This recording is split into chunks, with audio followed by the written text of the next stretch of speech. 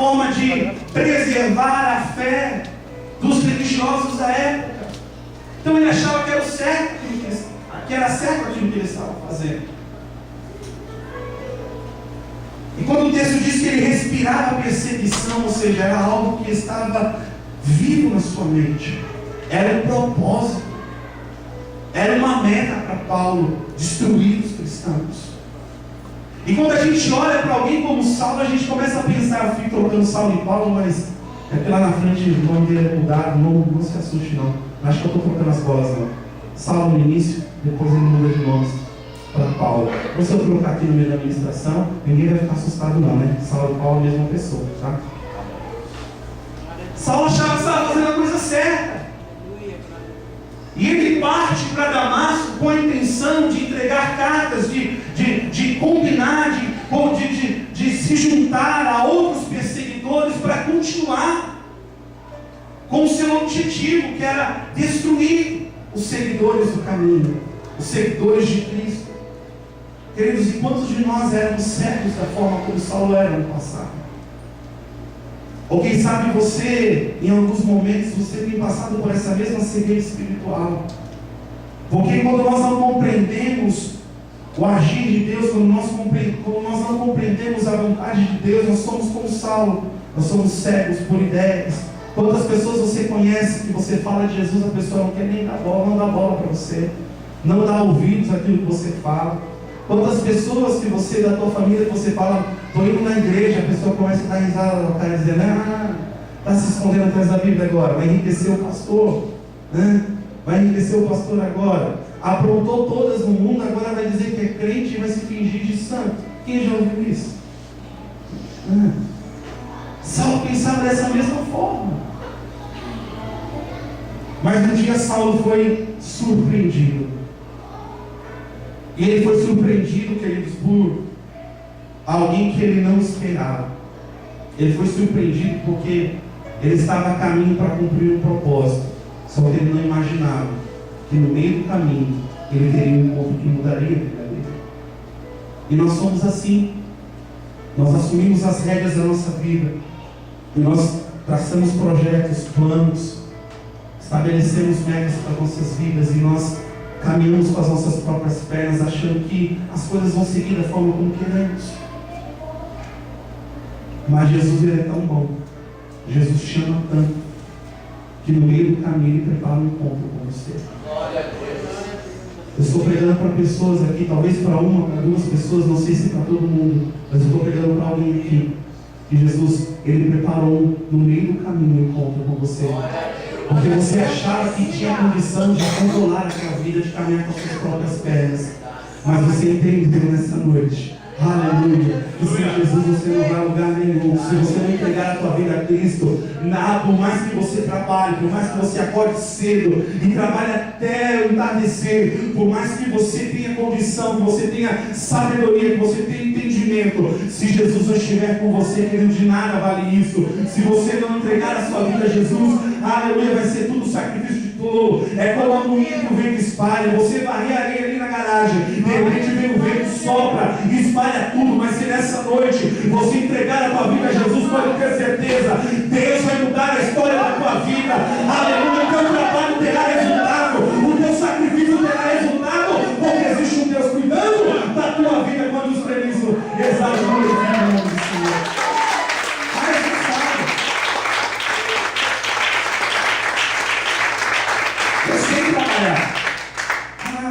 Minha vida está tudo bem.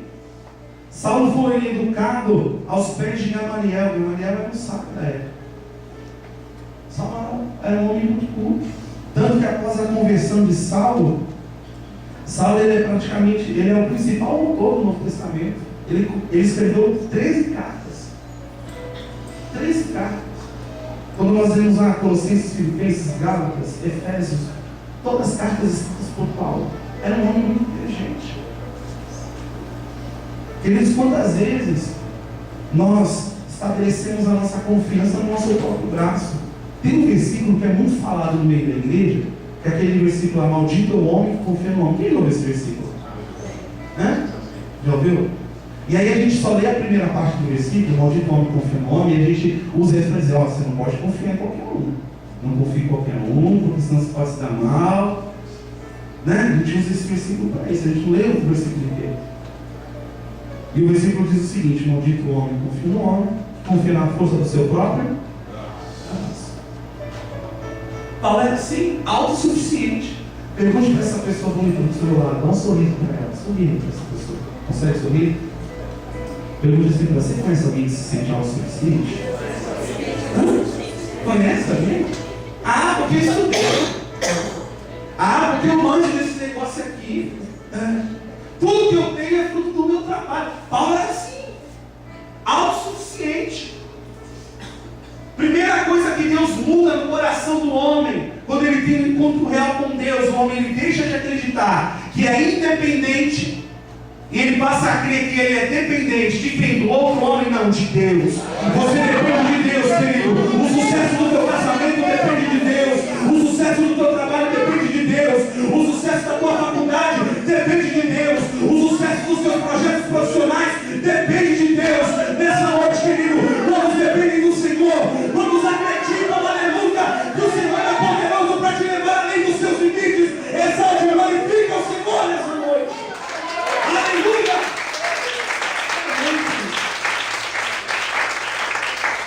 Primeira coisa que Deus fez com Saulo quando ele teve um encontro. Jesus mostrou para Saulo, ó, aqui não tem autossuficiente não. Saulo caiu do cavalo, pastor, cego. Tem gente que só se entrega para Cristo quando cai do cavalo. Já ouviu aquele ditado lá? Ah, não veio pelo amor, veio pela dor. Né? Só quando precisa cair do cavalo para entregar a vida para Jesus.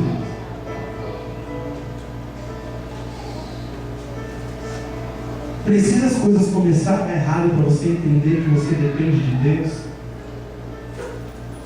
Precisa Deus permitir as portas se fechar. Porque Deus não tem compromisso de te enriquecer, não. Deus não tem compromisso de fazer bem sucedido. Não é esse o compromisso de Deus.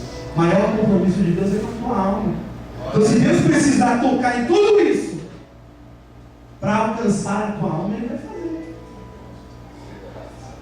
Se Deus precisar tocar em tudo isso, ouça bem. Se Deus precisar tocar no que for preciso tocar, para que você quebre essa barreira no teu coração e se entregue de fato a Cristo, Deus fará isso. Eu vi no meu coração com o desejo de pregar uma outra palavra. Enquanto estava sendo ministrado o louvor, Deus colocou esse texto no meu coração. Não sei se é para um ou se é para meia dúzia de pessoas. Deus está falando com alguém. É noite de encontro com Ele. Deus está te chamando e não é de hoje. Deus está te chamando porque Ele tem um propósito na tua vida. Deus está te chamando, querido. Quantos desistiram de você, mas Ele não abriu mão da tua vida, porque Ele tem um projeto estabelecido na tua vida.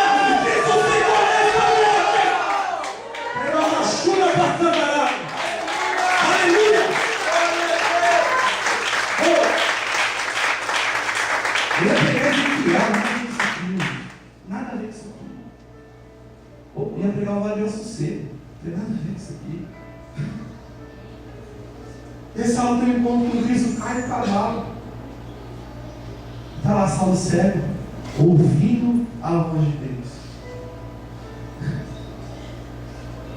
Às vezes, queridos, a gente só ouve a voz de Deus, quando a gente começa a passar pela dificuldade.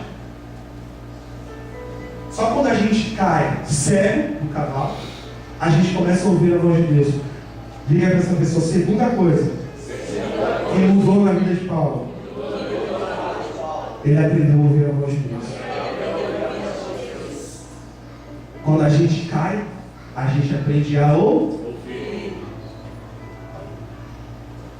Quando a gente cai, a gente aprende a ouvir. Você conhece um filho que é rebelde? Tem alguém rebelde que convive com você? Pergunte a essa pessoa: você conhece alguém rebelde? E aí você está sempre ali, né, orientando, dando conselho: não faz isso. Sabe aquela criança abençoada? Não põe a mão na tomada. Vai dar choque, não, Rony.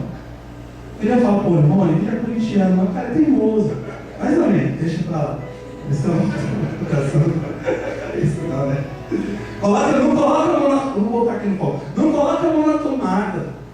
Aí a mãe vira as costas e está lá na cozinha, sei lá, lavando a louça, guardando lá alguma coisa. Daqui a pouco ouve o grito. O que aconteceu? A criança está lá, ó, grudada, com o dedo na tomada. E a gente dá risada da criança, mas a gente é igualzinho, irmão.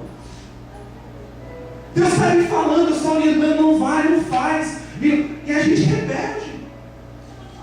E aí precisa a gente cair para aprender a ouvir. Precisa nós perdermos alguma coisa que amamos, que tem valor, para a gente aprender a ouvir. Quantos relacionamentos nossos, quantas oportunidades de crescimento no trabalho a gente perde, querido, porque a gente é rebelde, a gente não sabe ouvir. Então a gente sai falando aquilo que pensa e depois vem as consequências. E aí sabe o que acontece? A gente chega aqui na igreja com um problema já, pronto, pastor, eu sou pastor. Aconteceu um negócio lá no meu trabalho. O que aconteceu? Meu gestor chamou minha atenção e eu só sabe como que é, pastor. Sou meu destino, para o corpo, nesse aqui. Falei um quilo para ele. Pastor, ora por mim. Orar.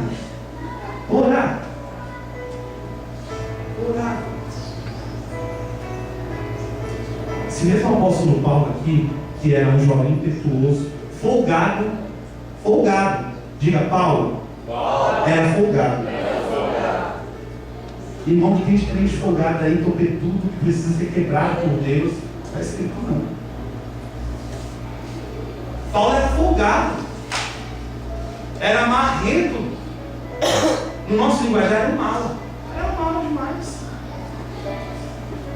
Precisou ele cair para entender que, baixa tua bola, Paulo. Baixa tua bola. E aí a gente chega aqui e começa a reclamar da vida, pede oração.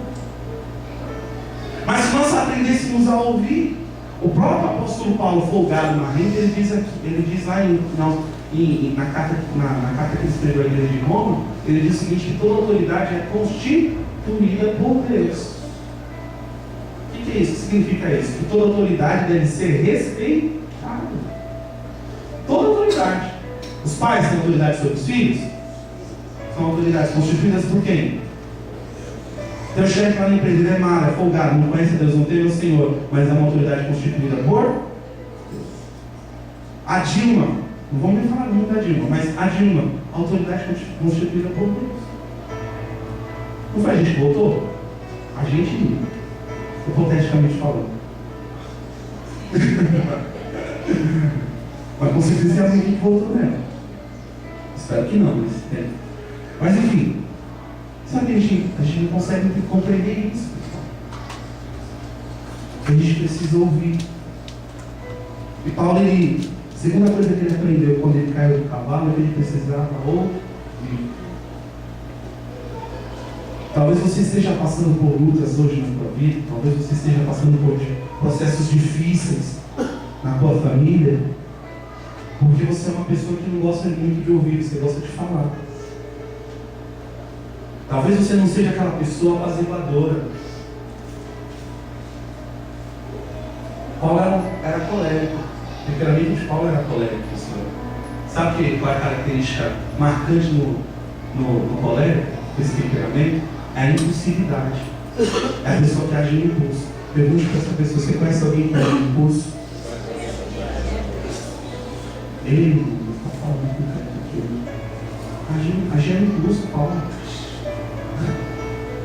Em alguns momentos, mesmo depois de convertido, mesmo depois do encontro com Deus, em alguns momentos você vai ver Paulo agindo no impulso.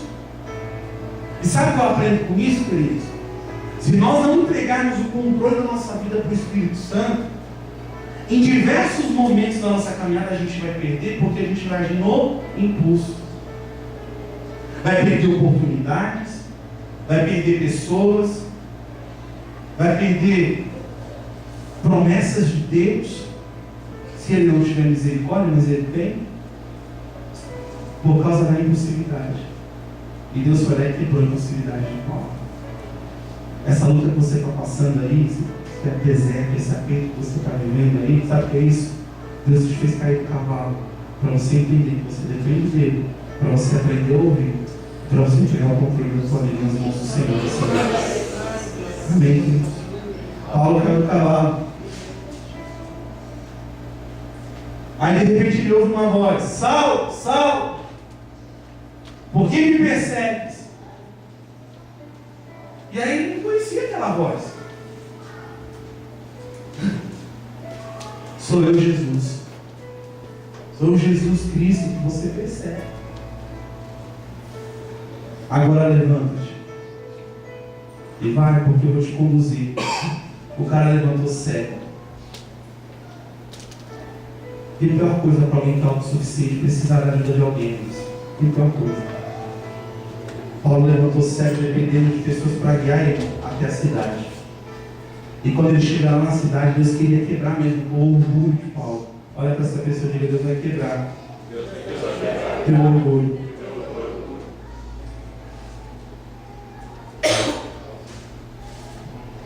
Deus quebrou o orgulho de Paulo.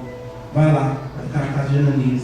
E quando Ananias recebeu, deixa eu abrir um parênteses aqui.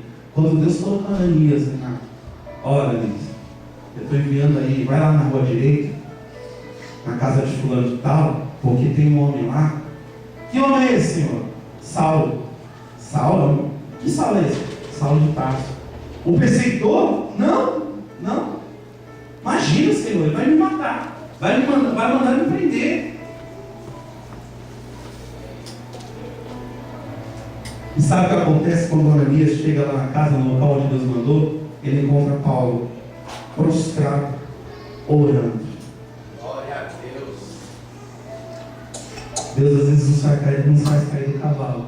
Não para você ficar caído, mas para você se prostrar e buscar a direção de Deus. Sabe por que está difícil para você? Sabe por que você está passando por essa luta?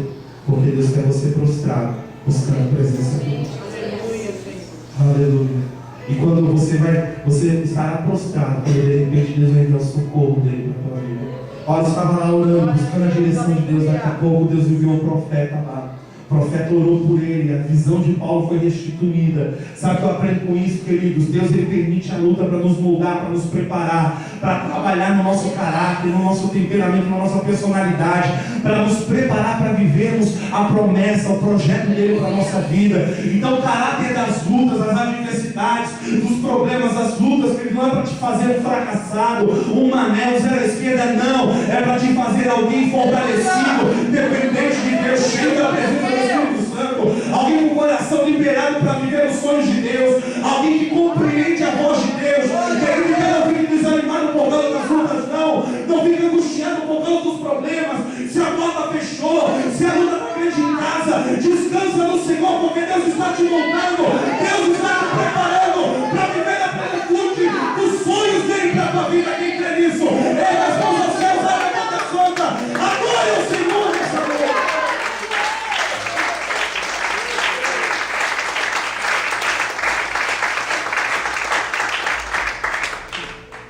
Eu quero ler duas passagens com vocês que mostram a mudança que Deus fez na vida de Saulo, de Paulo, se não se fez.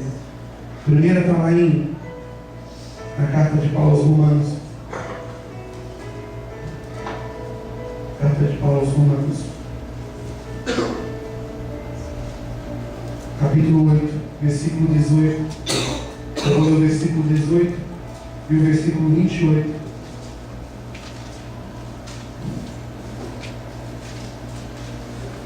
Carta de Paulo aos Romanos, capítulo 8, versículo 18. Porque para mim tenho por certo que os sofrimentos do tempo presente não podem ser comparados com a glória a ser revelada em nós. Vou ler novamente. Porque para mim tenho por certo que os sofrimentos do tempo presente não podem ser comparados com a glória a ser revelada em nós. E o versículo 28, sabemos que todas as coisas cooperam para o bem daqueles que amam a Deus, daqueles que são chamados segundo o seu propósito. Sabe o que eu penso, pastor? Se Paulo vivesse nos nossos dias, acho que Paulo ia ser um pregador muito famoso. Acho que Paulo não ia receber muito convite para pregar, não. Olha o que ele está dizendo aqui, ó. Porque para mim tem um por certo dos sofrimentos. Sofrimento. No Evangelho do século XXI não cabe sofrimento. Né?